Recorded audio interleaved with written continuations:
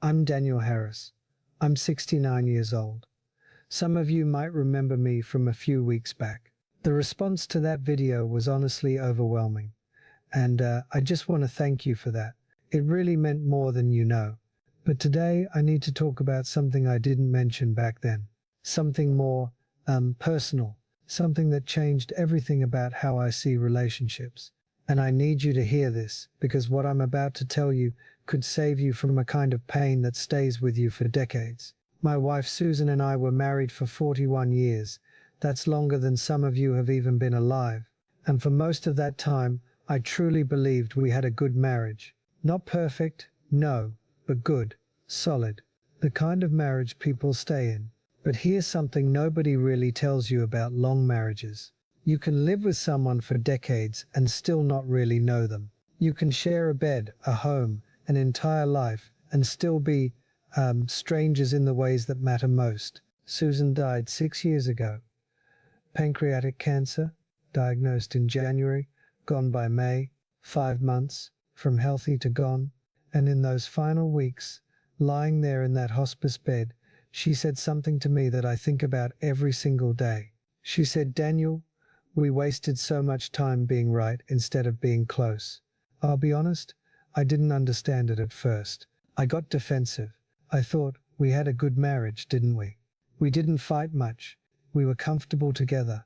We built a life, but that was exactly the problem. We were comfortable, and comfortable isn't the same thing as connected. Let me explain what I mean. For years, Susan would suggest things, little things, really. She'd say, "Let's take a pottery class together. Why don't we go dancing anymore? Remember when we used to stay up talking for hours?" And every single time I had a reason not to. Too tired, too busy, too expensive, too impractical. I wasn't trying to hurt her. I really wasn't. I just thought we had time. I thought those little moments didn't really matter. I thought the big things, providing, being faithful, being reliable, I thought those were enough. They weren't.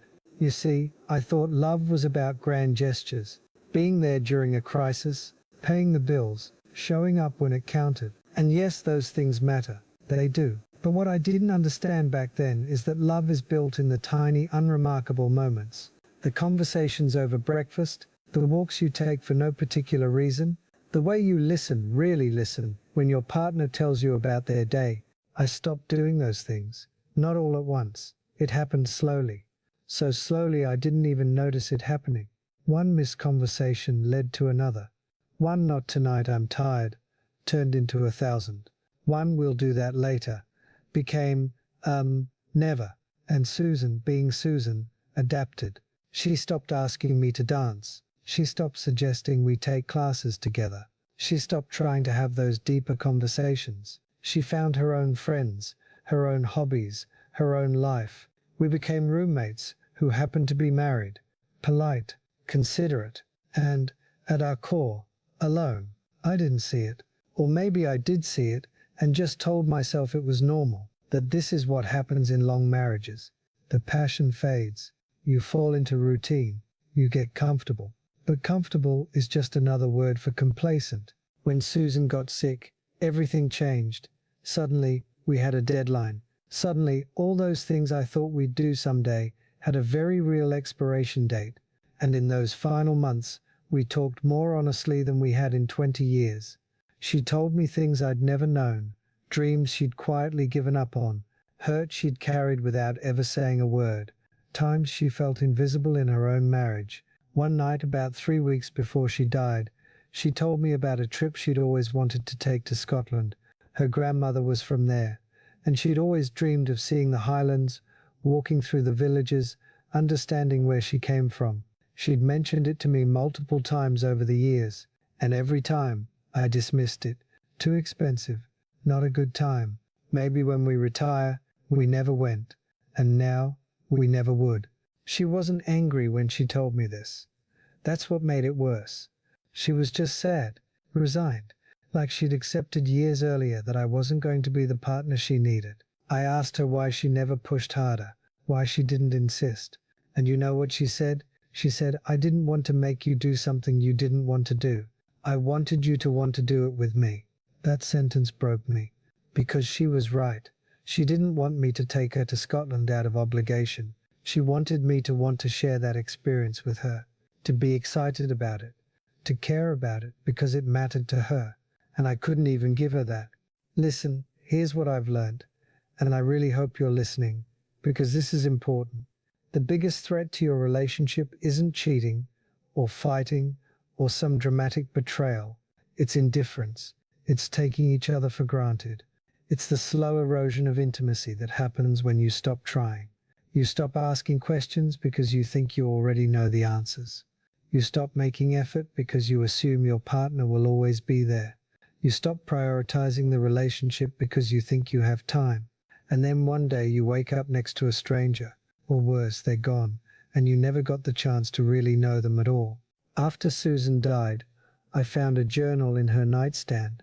She'd been keeping it for years, and reading through it felt like discovering a person I'd lived with, but never truly seen. She wrote about loneliness, about feeling like she was screaming into a void, about small moments that hurt her, times I was physically present but emotionally absent, times I chose work over her, times I cared more about my phone than about what she was saying. She also wrote about love, about the man she married, about hoping that version of me would come back, about trying to reach me and not knowing how. I was right there. We slept in the same bed every night, but honestly, I might as well have been on another planet. And here's the part that really kills me. It wasn't malicious. I wasn't trying to hurt her. I just got lazy. I thought showing up was enough. I thought providing was enough. I thought not doing anything wrong was the same as doing things right. But relationships don't die from dramatic failures. They die from 1,000 small neglects. If you're in a relationship right now, I want you to ask yourself a few questions. When was the last time you had a real conversation with your partner? Not about schedules or errands or what's for dinner. I mean a real conversation about dreams, fears, ideas. When was the last time you did something just because it would make them happy? Not because it was a birthday or an anniversary. Just because. When was the last time you really looked at them and felt grateful they're in your life? If you can't remember, well, you're making the same mistake I made. Your partner isn't going to be there forever. I know that sounds dark, but it's true. One of you will die first, and when that happens, there are no do-overs. You don't get to go back and have the conversations you postponed.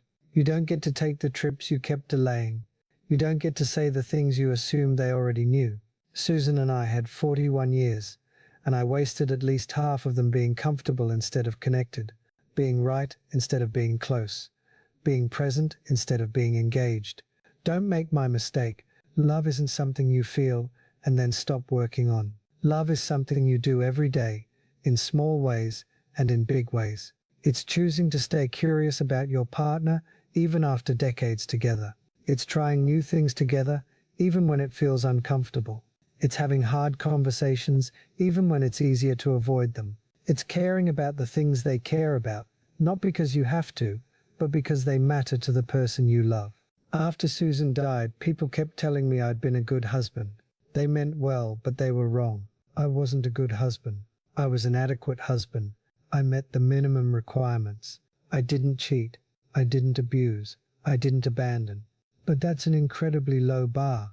Being a good partner means actively building intimacy, choosing vulnerability, making effort, prioritizing connection even when you're tired or busy or stressed. I didn't do those things.